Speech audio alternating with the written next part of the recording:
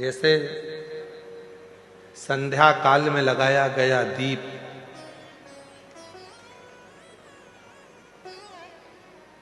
मानदेह नामक असुर का संहार कर देता है, प्रतिदिन एक नियम बनाकर रखना चाहिए कि रोज शाम के समय पर अपने घर में प्रदोष काल के समय पर एक दीप जरूर लगाना चाहिए। और यदि बेलपत्र का वृक्ष है तो उस बेलपत्र के वृक्ष के सामने भी एक दीप अवश्य लगाना चाहिए।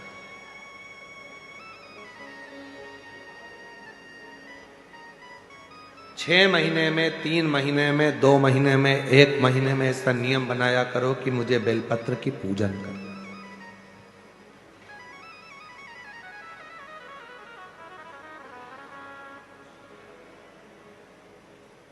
स्वयं माता लक्ष्मी जी ने भगवान नारायण को पाने के लिए बेलपत्र का पूजन किया।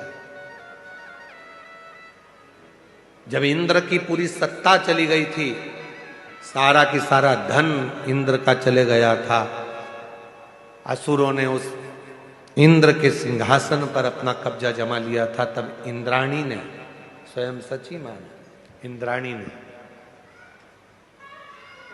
शिव जी की साधना करी, बेलपत्र के वृक्ष के बेलपत्र की पूजन करें।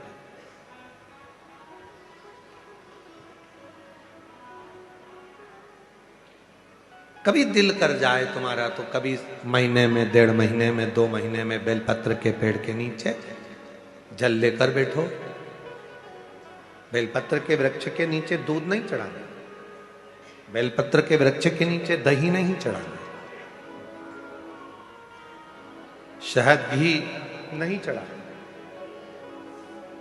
बेलपत्र के वृक्ष के नीचे जब आप बैठते हैं, बेलपत्र पूजन का एक विधान होता है कि जब हम बेलपत्र की पूजन करते हैं तो 2 कलश पानी के भरे हुए, एक अपने सीधे हाथ की ओर, एक उल्टे हाथ की ओर रखा जाता है।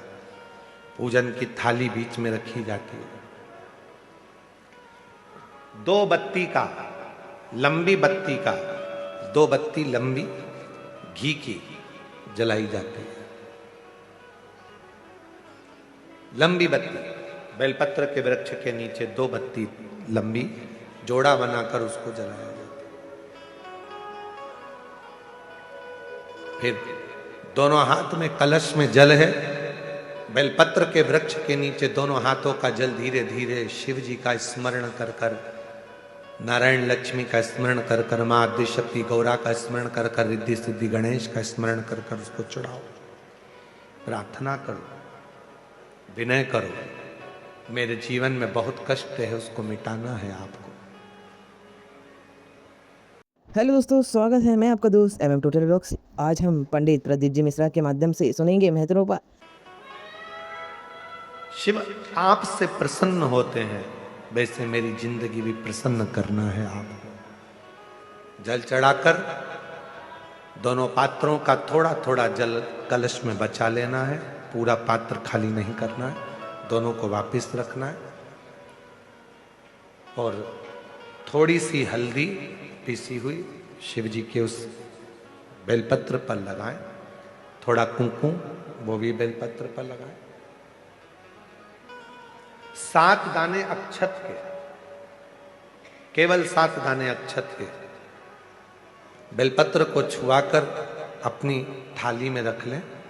घर पर जब जाएं तो वो 7 दाने अक्षत के और बेलपत्र के वृक्ष में जो चढ़ा हुआ थोड़ा सा जल बचाकर लाए हो, वो घर में छींट कर 7 दाने पूरे घर में डालना प्रारंभ करें। महीने में, 2 महीने में, 3 महीने में एक बार करिए। जीवन में किसी के आगे हाथ फैलाने की जरूरत नहीं पड़ेगी। इतनी संपदा बाबा, इतनी संपदा। बेलपत्र की महत्वता को लोग जानते नहीं है। एक प्रदोष की महत्वता, एक बेलपत्र की महत्वता। अभी हमने पहले भी कहा, एक कथा प्रदोष काल की रह गई है। एक बार हम दिल्ली बाच रहे थे पर वो पूरी नहीं हो पाई क्योंकि पानी आ गया था। हम प्रयास कर रहे हैं उस कथा को कुबेरेश्वर धाम पर, क्योंकि उसमें प्रदोष काल की कथा में टेंट नहीं लगता। वो प्रदोष काल की जो कथा होगी सीहोर कुबेरेश्वर धाम में, उसमें टेंट नहीं लगेगा, उसको खुले मैदान में बांचना पड़ता।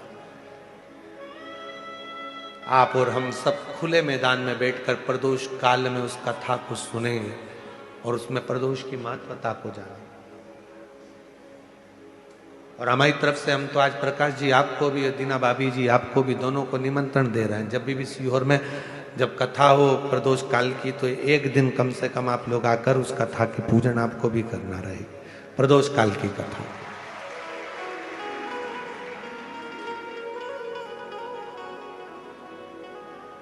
अभी तो नहीं है, पर जब भी तारीख निश्चित होगी साल 2 साल में, जब बाबा कृपा करेगा तब उसको रखेंगे। पंडाल में भले तुम्हारे लिए हम सोने के लिए पंडाल लगा देंगे, पर कथा सुनने के लिए तो आपको मैदान में ही बैठना पड़ेगा, खुले आसमान। तो प्रिय भक्तों, इस वीडियो में पंडित प्रदीप जी मिश्रा के माध्यम से प्रदोष काल में एक दिए और बेलपत्र के महत्व के बारे में बताया गया है। वीडियो को अंत तक जरूर सिलेक्ट। शिव तत्व को जान, बेलपत्र की महत्वता को जिसने जान लिया, आज लोग बेलपत्र को जान रहे हैं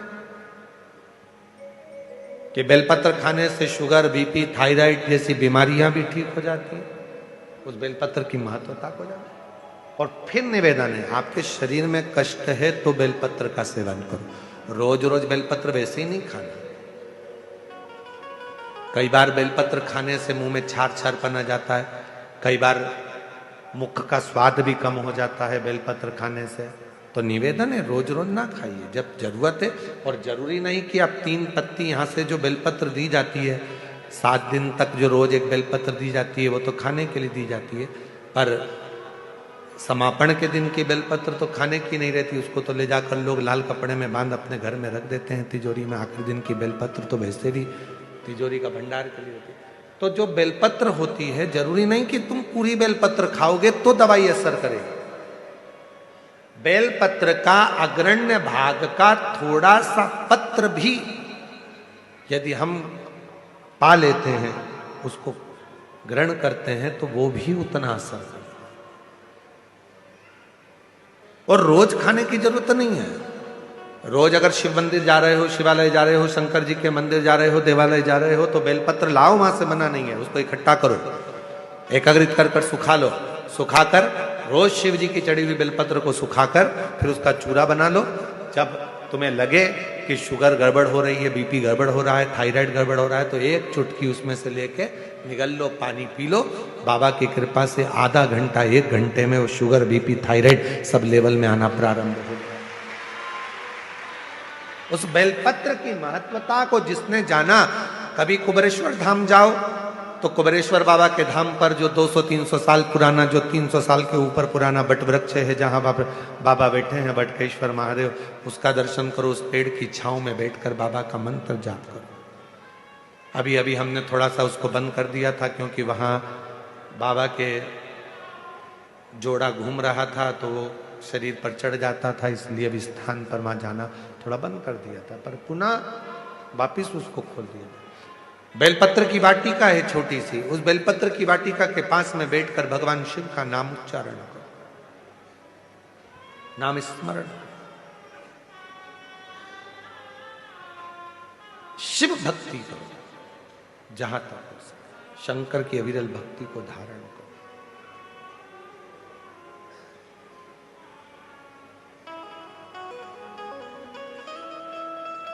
शिव की साधना, आराधना जीवन को सुख देती है। बेलपत्र का वृक्ष का पूजन अर्चना हमें आनंद प्रदान करता है। हेलो दोस्तों, वीडियो के अंत तक बने रहने के लिए धन्यवाद। वीडियो को लाइक, शेयर करें और मेरे चैनल MM टोटल वर्क को सब्सक्राइब जरूर करें। ऐसे ही उपायों के लिए बने रहे हमारे चैनल के साथ। श्री शिवाय नमस्तुभ्यम।